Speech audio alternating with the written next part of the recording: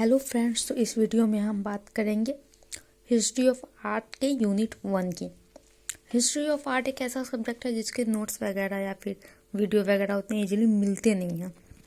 तो history of art में हमें यूनिट 1 में सबसे पहले पढ़ना है definition of art, definition of aesthetics और फिर कंपैरेटिव अप्रोच टू आर्ट।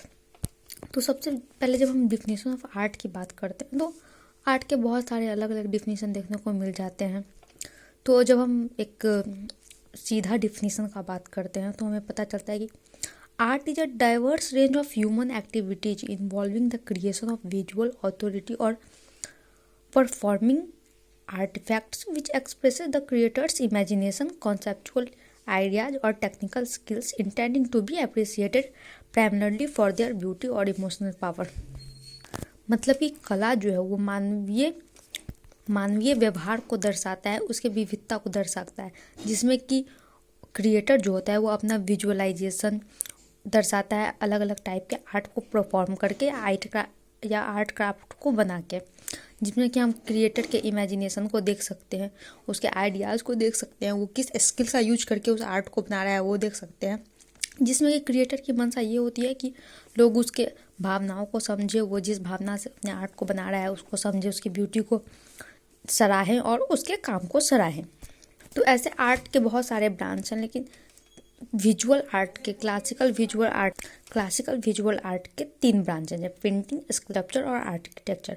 और भी बहुत सारे आर्ट के ब्रांच हैं जिसमें कि music, theatre, film, dance, programming, literature, ये सब आर्ट के अलग अलग ब्रांच में आ जाते हैं। हाँ, लिटरेचर भी जो है सो आर्ट का ही ब्रांच है। अब कोई ये पूछेगा कि आर्ट किस चीज़ से बना हुआ होता है या फिर क्या क्या मिलके आर्ट का निर्माण करता है, तो ये कहना सही नहीं होगा, क्योंकि क्या आर्ट का कंस्टिट्यूएंट्स जो है वो बदलते रहता है टाइम के अनुसार और अपने हम लोग के सोसाइटी के अनुसार आर्ट का डिफिनीशन जो है सो चेंज होता रहता है। तो शायद आप लोगों को नॉलेज मिल गया होगा कि आर्ट क्या होता है और आर्ट किसे कहते हैं।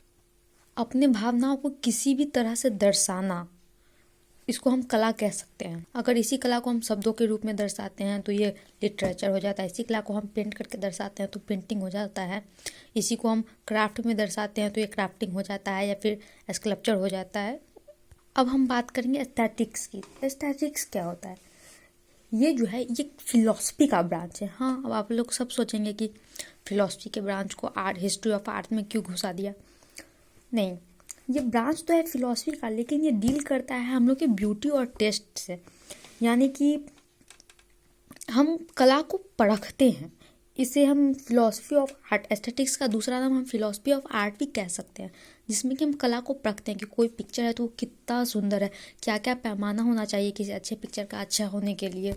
एस्थेटिक्स में हम ये जानते हैं कि किसी भी आर्ट का एग्जामिन कैसे किया, किसी भी आर्ट को एग्जामिन कैसे किया जाए, उसको सब्जेक्टिवली और सेंसियरली, इमोशनली वैल्यूज हर तरीका से, हर पैमाना पे रख के हम कैसे जाने कि कौन सा आर्ट किस हद तक अच्छा है।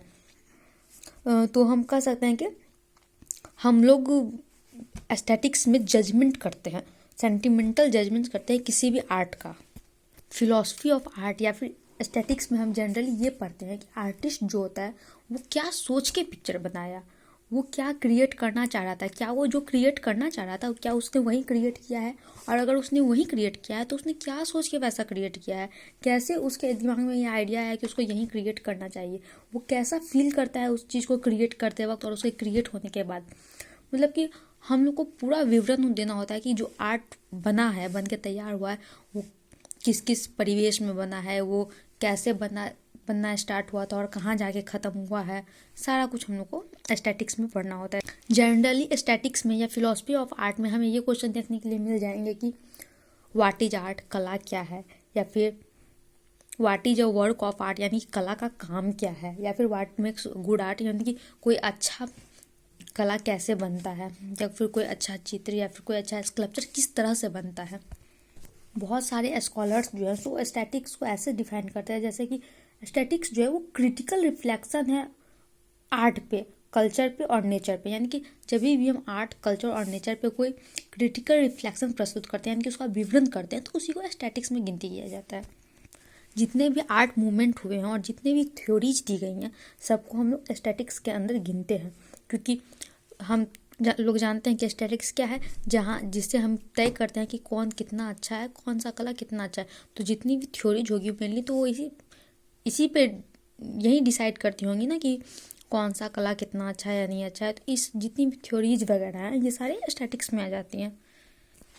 कुछ विद्वान जो हैं वो एस्थेटिक्स और फिलॉसफी ऑफ आर्ट को अलग करते हैं। इस आधार से वो अलग करते हैं कि उनका कहना है कि एस्थेटिक्स जो है वो ब्यूटी और टेस्ट पे डिपेंडेंट है, यानी कि कोई भी चीज़ कितना सुंदर है या फिर कैसा देखने में लग रहा है, इस चीज़ को एस्थेटिक्स करते हैं। जबकि फिलॉसफी ऑफ आर्ट मतलब हो गया है कि हम अप्रोच कर रहे हैं कि वो किस तरह से बना है, कि उसके बनने वो जब बन रहा था तो उस समय कलाकार की मनोस्थिति क्या थी।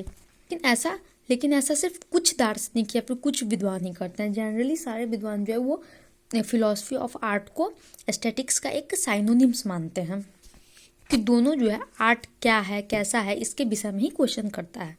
तो ये तो हो गया आर्ट और एस्थेटिक्स के बारे में। अगले वीडियो में हम देखेंगे कि हिस्ट्री ऑफ आर्ट या फिर एक कंपैरेटिव अप्रोच आर्ट की तरफ हम लेके जाएंगे। कि कंपैरेटिव अप्रोच का मतलब होता है कि आर्ट का हिस्ट्री क्या था, कौन सा आर्ट कहाँ से आया है, कितना दूर तक जाएगा, ताकि पुराने समय में किस टाइप का आर्ट था, अभी किस टाइप का आर्ट है, ये सब डिफरेंट थोड़ा बहुत फॉर्म्स के बारे में जानेंगे, बहुत थोड़ा बहुत वो सब आगे पढ़ना है।